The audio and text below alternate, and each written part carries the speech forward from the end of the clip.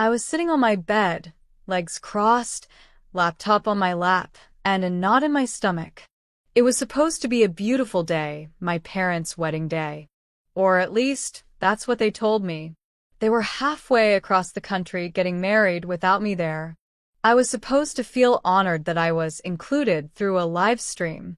"You can watch the wedding online, sweetheart," they had said, with those tight smiles that don't quite reach the eyes. I didn't argue. What was the point? I just nodded, pretending it didn't sting. They said it was too expensive to fly me over, that things were complicated. I'm their daughter, their only child, and I wasn't invited to their wedding. I kept refreshing the live stream link they'd sent me that morning. It didn't even have a thumbnail, just a blank screen with a loading icon in the corner. I checked the time, 12:02 p.m. The wedding was supposed to start at noon sharp.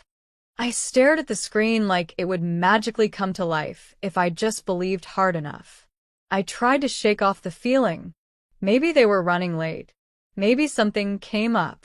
Or maybe I just wasn't meant to see it at all. Finally, the screen blinked and the video came alive. My parents were standing at the front of a small, candlelit room. Not a church. Some kind of old-fashioned hall, with antique mirrors and white drapes hanging from the ceiling. My mom looked radiant in her lace dress, and my dad was grinning, nervous but proud. The camera wobbled a bit, probably held by someone's phone.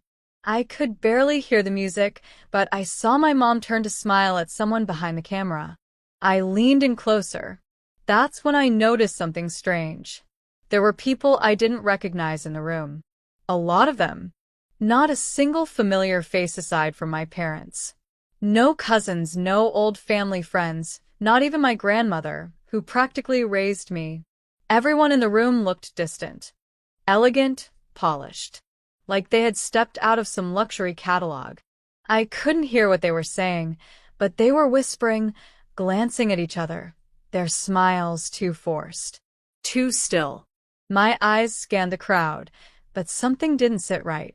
And then, just as the officiant raised his hand to start the ceremony, a loud crash echoed through the hall. The camera jolted. People turned. My mom's expression shifted.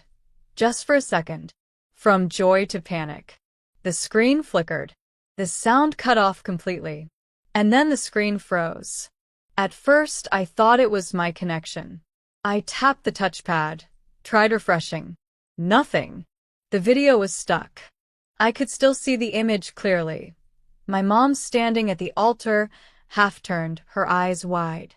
Someone in the background had stood up, a man in a dark suit, raising his hand. My dad looked confused, like he was about to say something. One of the women near the aisle had dropped her bouquet. Her mouth was open mid-scream maybe? I stared at the frozen frame. My heart started racing. I didn't even know why. It was just a technical glitch, right? But something about the image felt off. Like it wasn't just a freeze frame. Like it was warning me. I called my mom. No answer. I called my dad. Straight to voicemail. I texted. Nothing. I refreshed the video again and again, but it just showed that same frozen moment, like time itself had stopped. My laptop fan whirred loudly, the silence in my room becoming unbearable. I got up, paced the room, sat back down. My fingers hovered over the keyboard, unsure of what to do. Should I call someone else? Who even knew where this wedding was happening? They hadn't given me details, just a small private ceremony out of town. I zoomed in on the screen. There was something in the background, past the rows of chairs. A shadow.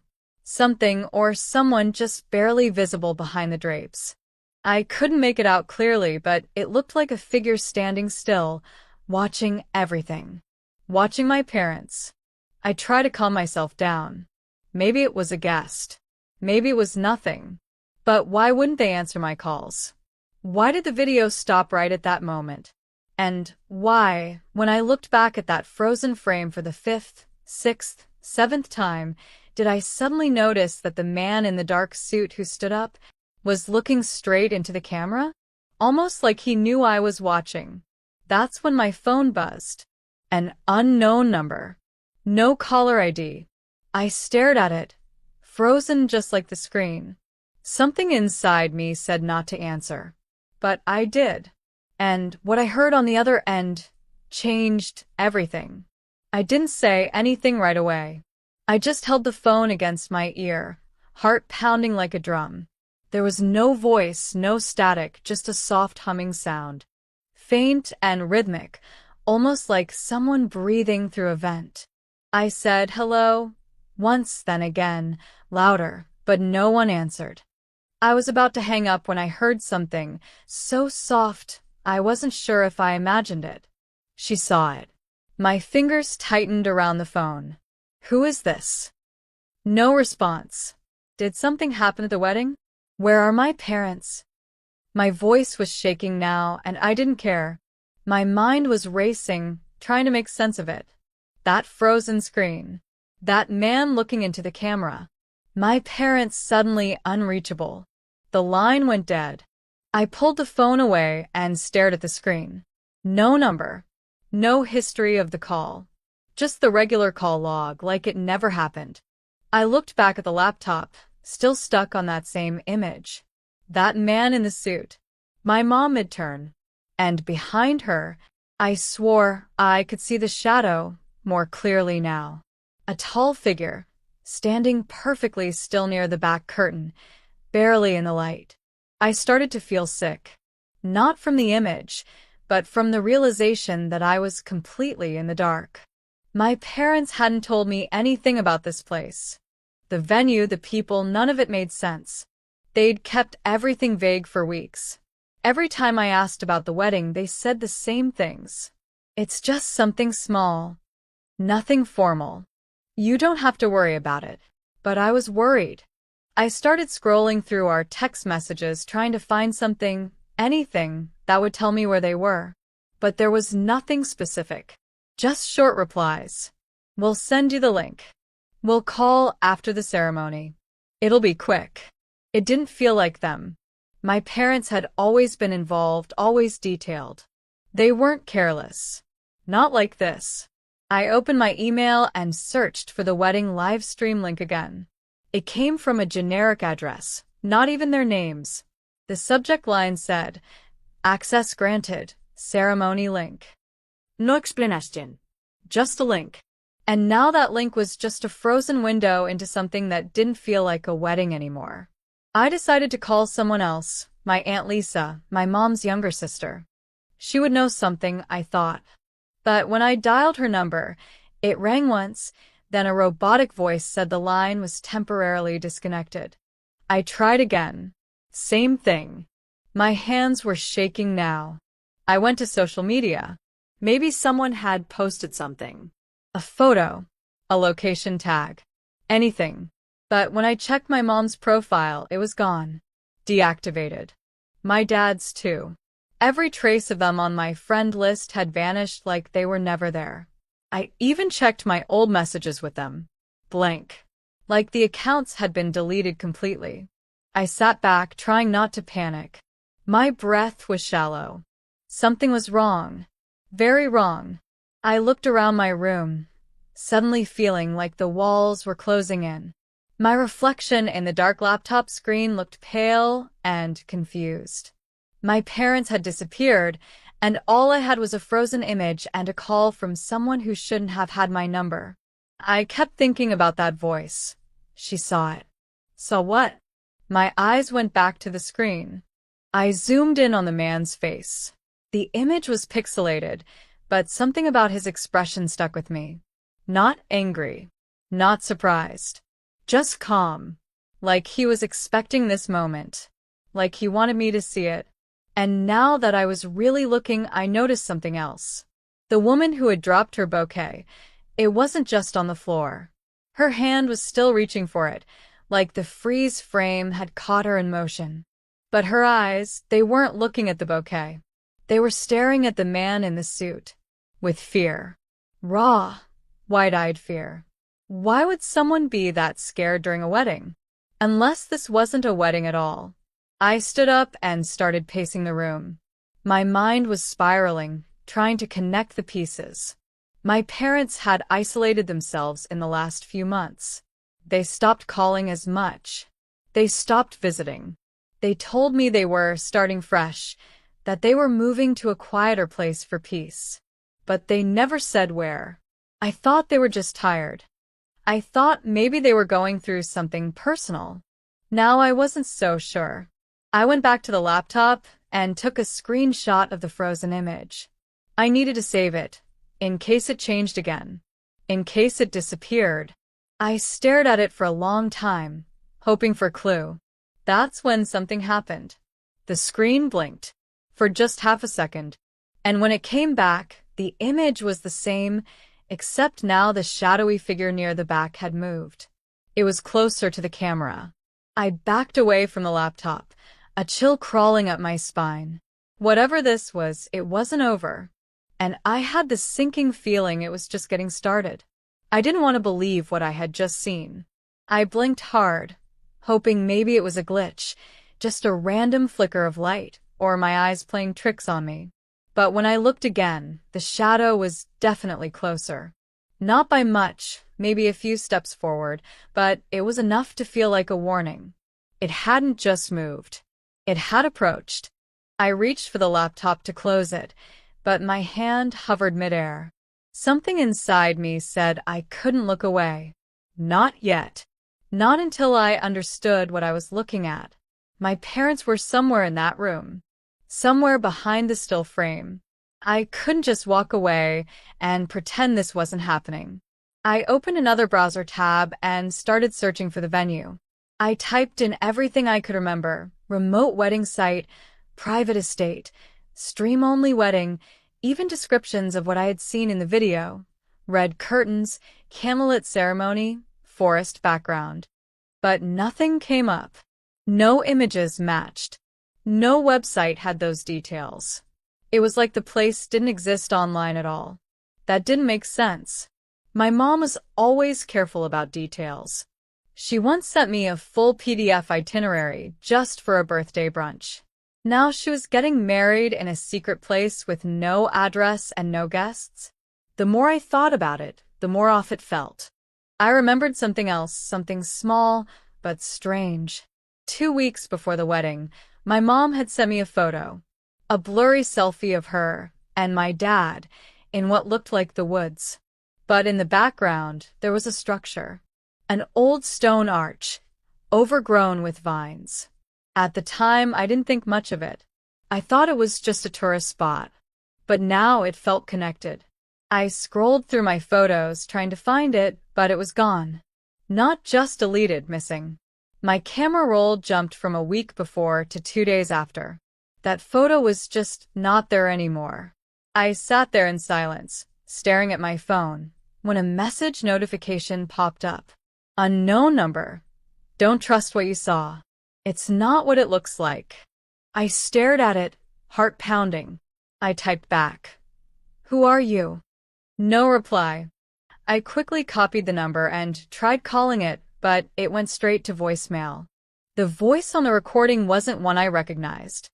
It sounded female, but distorted, like it had been filtered through something. I was about to hang up when I heard one word, spoken softly at the end of the recording. Run. I pulled the phone away and just stared at it. Run? From what? I wasn't even there. Unless this had something to do with me too. And that's when another thought hit me. If the video had changed once, could it change again? I turned back to the laptop. Still frozen. But what if this wasn't just a stream? What if it was more like a window? I didn't want to believe that. I didn't believe in supernatural stuff. But none of this was adding up. To distract myself, I called Mia, my best friend since high school. If anyone could help me think straight, it was her. She answered on the second ring. Hey, she said, cheerful. Aren't your parents getting married today? How was the live stream? My throat tightened. I didn't know where to start. It was weird. The video froze. There was this man I don't recognize. And something about it just felt wrong. Mia went quiet for a second. Do you want me to come over? I almost said no. I didn't want to drag her into something that felt this unstable. But then again, I didn't want to be alone either. Yeah, I said quietly. Please. While waiting, I went back to the laptop and started recording my screen. If anything else changed, I needed to have proof. I couldn't be the only one seeing this. Minutes passed. Then a soft knock on the door. It was Mia, and thank God. I felt like I could breathe again just seeing a familiar face. She stepped in, gave me a confused look, then glanced at the laptop. That's the video? Yeah, I said, nodding. But watch closely. She stared at the screen, leaning in. Wait, is that guy moving? I knew it. It wasn't just me. I think the image changes every few minutes, I whispered. Not all at once. Slowly. Like someone's adjusting it while I watch. That's creepy, Mia said, stepping back. What is this even for? Who records a wedding like this? I didn't have an answer, but I noticed something else. On the far left of the screen, in the deep shadows of the curtain, there was now a flicker of something metallic. A glint, like a blade catching the candlelight. It hadn't been there before. Do you think your parents are okay? Mia asked, her voice low. I didn't answer, because the truth was, I didn't know. And as I sat there, watching the screen shift one slow frame at a time, I began to wonder if this wasn't about a wedding at all. Maybe it was about a ritual, or a warning, and I had already seen too much. Mia stood frozen beside me, her arms crossed tightly over her chest, eyes locked on the screen. The metallic glint we noticed earlier hadn't disappeared. It was clearer now, more defined. It looked like a blade, long and curved, almost ceremonial. And it wasn't just sitting there anymore. It was in someone's hand. I don't like this, she whispered, taking a step back. This isn't normal. This isn't how weddings work. I didn't answer. My throat was dry, and my heart was pounding so loud it made it hard to think. I watched the screen in complete silence, afraid that if I blinked or looked away for even a second, I'd miss something important. The frozen frame had become some kind of slow, creeping reveal. Like every few minutes, it offered a little more. A piece of a bigger picture I wasn't sure I wanted to see. The man with the strange expression was now fully facing the camera. His face looked too still, too controlled. And the longer I looked, the more I noticed something wrong with his eyes. They didn't reflect the candlelight the way everyone else's did.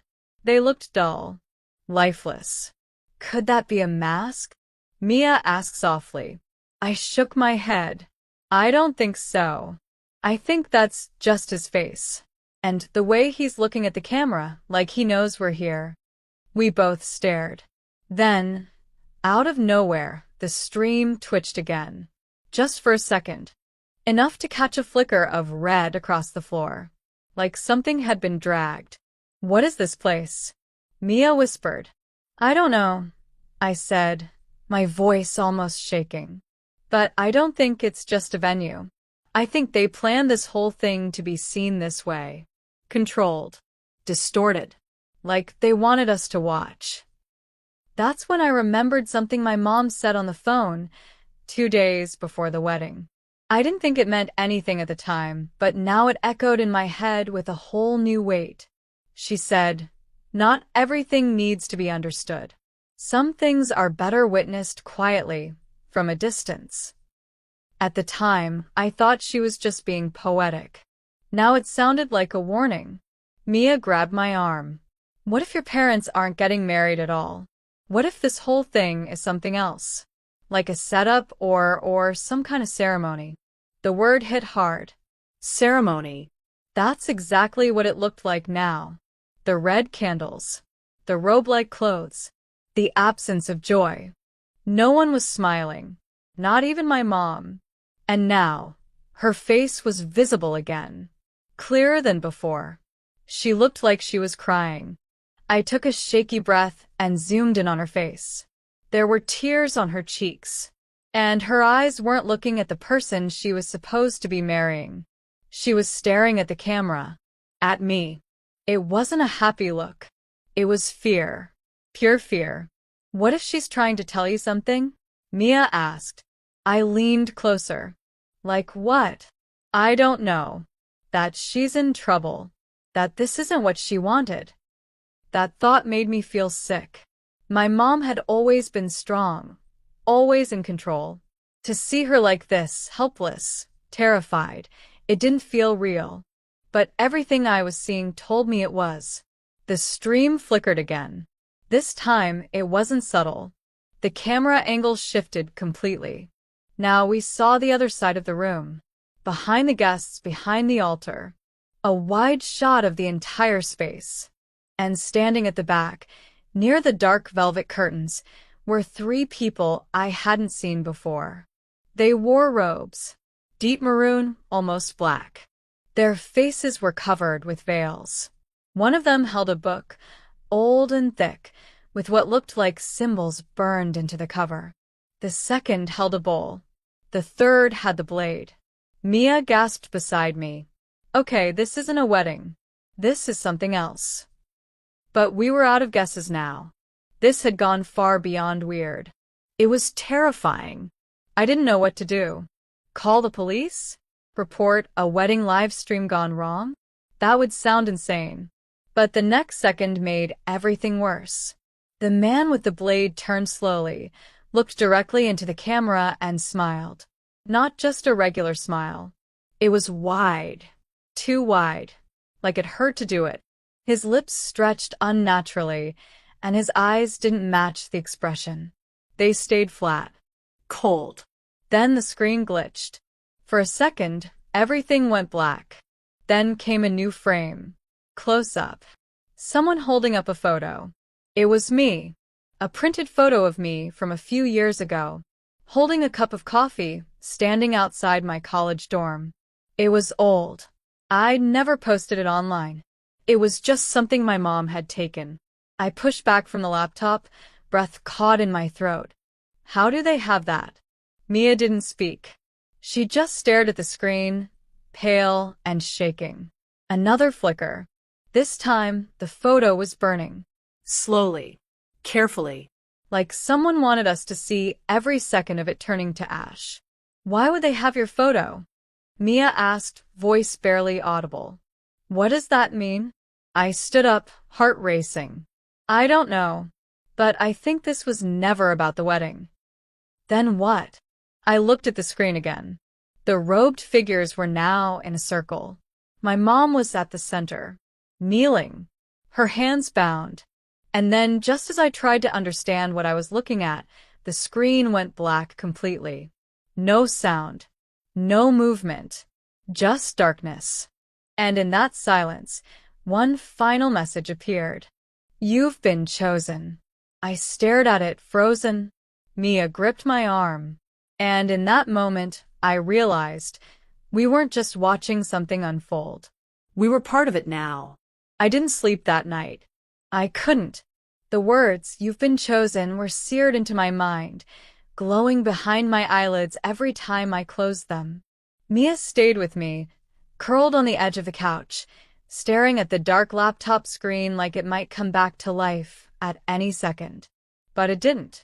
No flickers, no glitches, no video feed. Just a dead, black screen. And yet, the damage had already been done. By morning, something in me had shifted.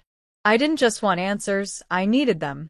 I couldn't shake the image of my mom, bound and kneeling, and that haunting smile from the man with the blade. This wasn't just about being left out of a wedding. It felt like I was being dragged into something much deeper, something dangerous. And whoever these people were, they knew me.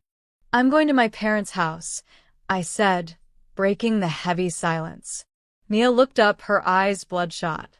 Are you sure that's a good idea? I don't care if it's a good idea. I can't sit here waiting. What if something's happening to her right now?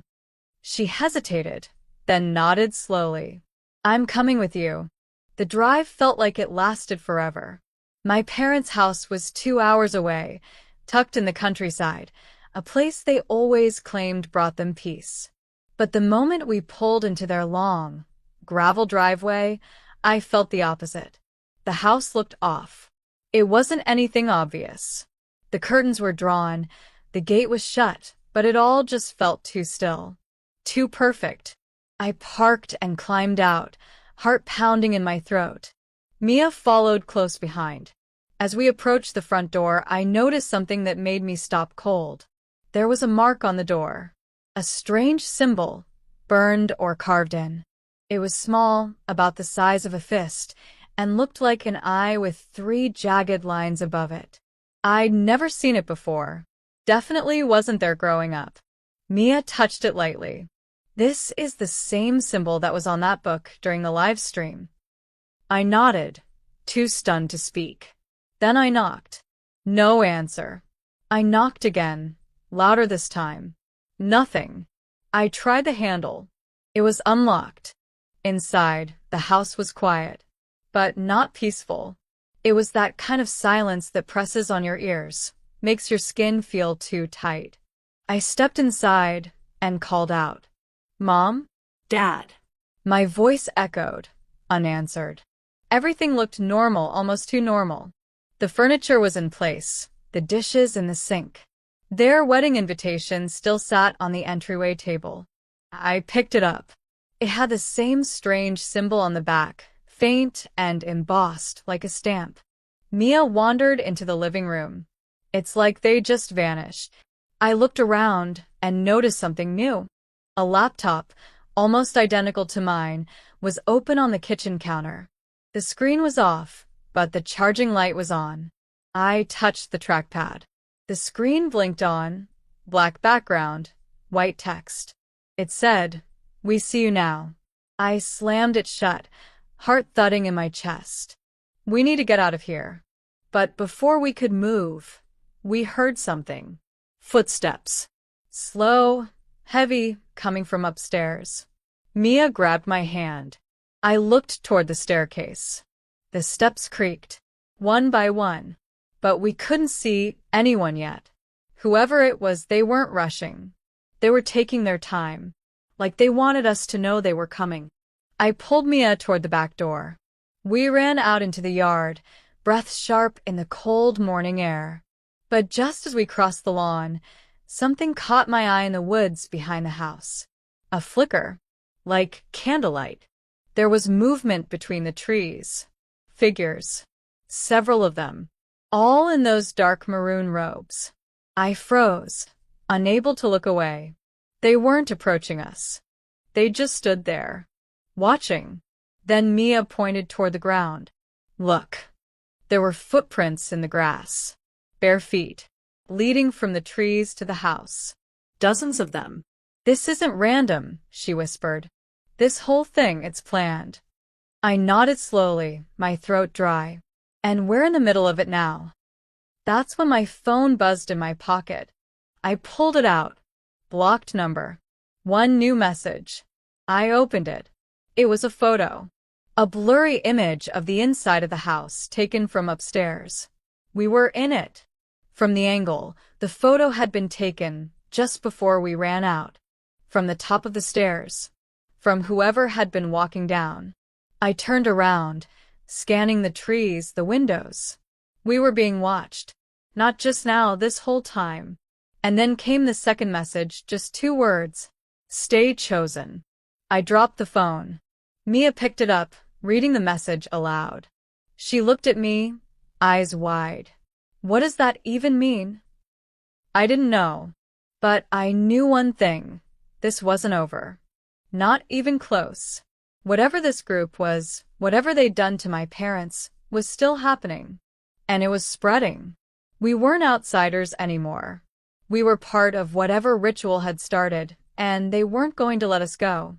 The decision to go back inside the house wasn't smart, but it felt necessary. We couldn't keep running. Not without knowing the truth. Mia and I stood just beyond the back door, our breathing shallow, the phone still trembling in my hand. The picture, the message, the robed figures in the woods, They weren't trying to scare us anymore. They were inviting us. Or maybe daring us. So we stepped back into the house. The footsteps were gone now. The silence had returned. But the air was heavier, like the whole place had taken a breath and was holding it. I led us upstairs, each creak of the steps making my pulse quicken. The hallway was dim, the doors slightly ajar, as if someone had just walked through them. At the end of the hall was my parents' bedroom.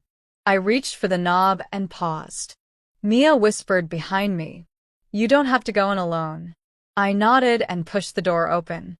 The room was empty, but not untouched. The bed was unmade, drawers left open. On the wall, scribbled in red ink, or maybe something worse, was that same symbol again. The eye with jagged lines. But this time it had something underneath it. Ascension. 11 p.m. I checked the clock. It was already 10:34. On the floor, just beneath the window, I noticed a torn piece of paper. I picked it up. It was part of an old photo, my parents on their wedding day. Except they weren't alone. In the background stood the same man with the blade from the live stream. Younger, but unmistakable. He wasn't a stranger. He'd been there all along. I looked at Mia, the pieces clicking together in my mind. This isn't just some cult they joined. It's generational. My family's been part of this for years. Mia's mouth opened slightly. You think they planned this for you? Like, they've been waiting for this moment. I didn't have to answer. The truth was already spreading through my chest like cold water. My parents never really left me out. They'd been pulling me in. Slowly, quietly, and now completely. At exactly 10:59, the lights in the house flickered. Then went out. We froze. The silence shattered as the old grandfather clock in the hallway began to chime. One deep, echoing bell after another. At the final stroke, a low hum filled the house. It came from everywhere, walls, floors, even the air itself.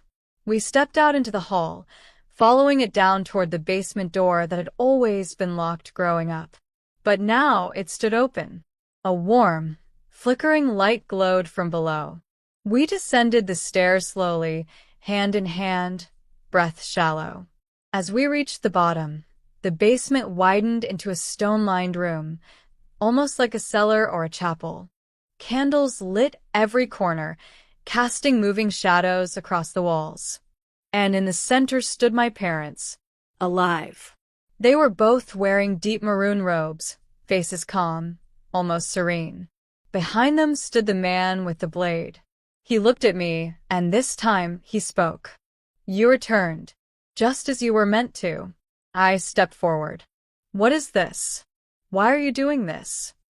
My mother's voice was soft, familiar. It's not punishment, sweetheart. It's inheritance. Mia squeezed my hand, but I couldn't move. I wanted to scream, to cry, but I just stood there listening. My father continued, We never meant to hurt you, but this is bigger than all of us. Our family has protected this right for generations. You were chosen not to suffer, but to lead. The man raised the blade again. The chaos you saw was only the beginning. The ritual cannot be stopped now. It only requires your acceptance. I looked at my parents, two people I loved, who now felt like strangers. I looked at Mia, who was holding on to me like I was the only real thing left in the world. I shook my head. No. I don't want any of this. The man lowered the blade. Then you have already fulfilled your part. The ground shook slightly, and the lights flickered again.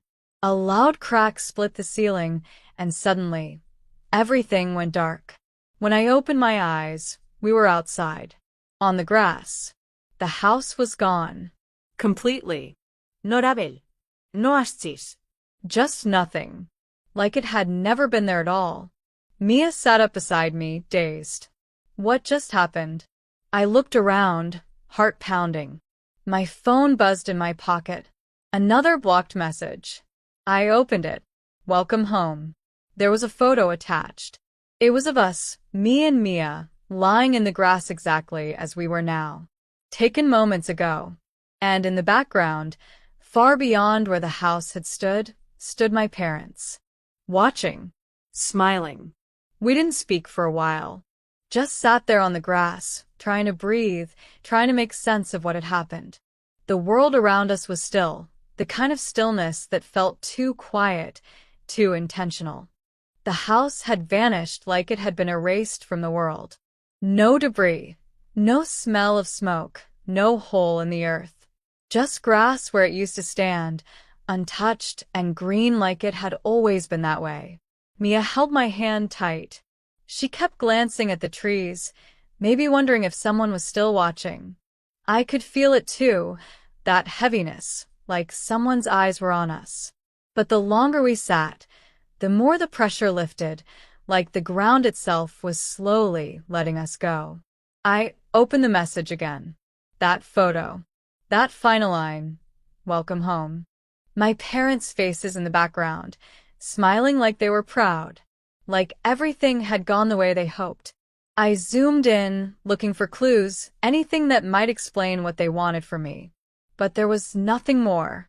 Just their faces, calm and certain, as if they knew something I didn't.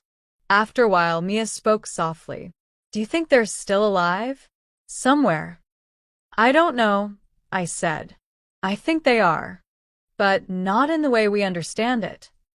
The days that followed were filled with questions, police reports, missing persons, confused neighbors. We told the truth, at least parts of it. That the house disappeared. That we'd gone back to check on something. That my parents were gone. People thought we were in shock, grieving. And maybe we were. But we never told them about the symbols. The live stream. The man with the blade. The way the ground cracked open and swallowed an entire house without a trace. Those parts felt too big for words, too strange for anyone to believe. And yet, every night I still checked my phone, waiting for another blocked message to come through, wondering if it was really over. We stayed with Mia's aunt for a while. She lived a few towns over, and it felt safer being somewhere far away, somewhere normal. But even there, strange things kept happening. The porch light flickered at exactly 11 p.m. for 3 nights in a row. Our reflection in the bathroom mirror seemed a little off, just for a second. My phone battery drained every night, even when I didn't use it. And then it stopped. No more messages. No flickering lights.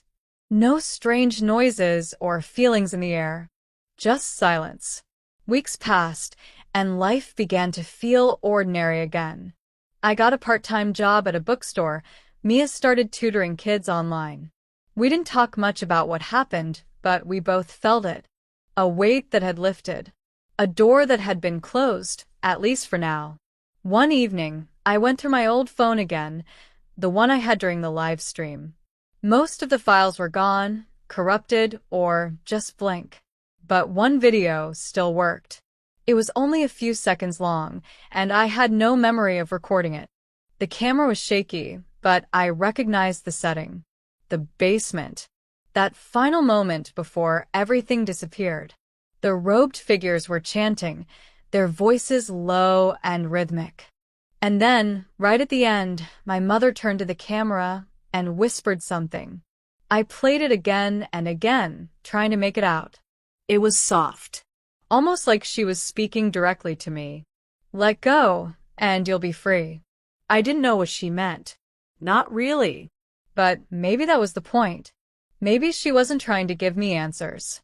Maybe she was just saying goodbye. After that, I deleted the video. I got a new phone. A new number. A new lock screen photo, me and Mia on a hike, somewhere sunny and quiet. And for the first time in a long while, I felt something that almost felt like peace. But sometimes I still wonder, was it all real? Or did grief and fear twist my memory into something darker than it was? Maybe the live stream really did glitch. Maybe my parents just walked away from a life they didn't want anymore. Or maybe they found something else, something they believed in more than us, more than the life they left behind. All I know is we watched a wedding that never happened. We saw a truth that was never meant for us. And we survived something we'll never fully understand. And in the end, maybe that's enough.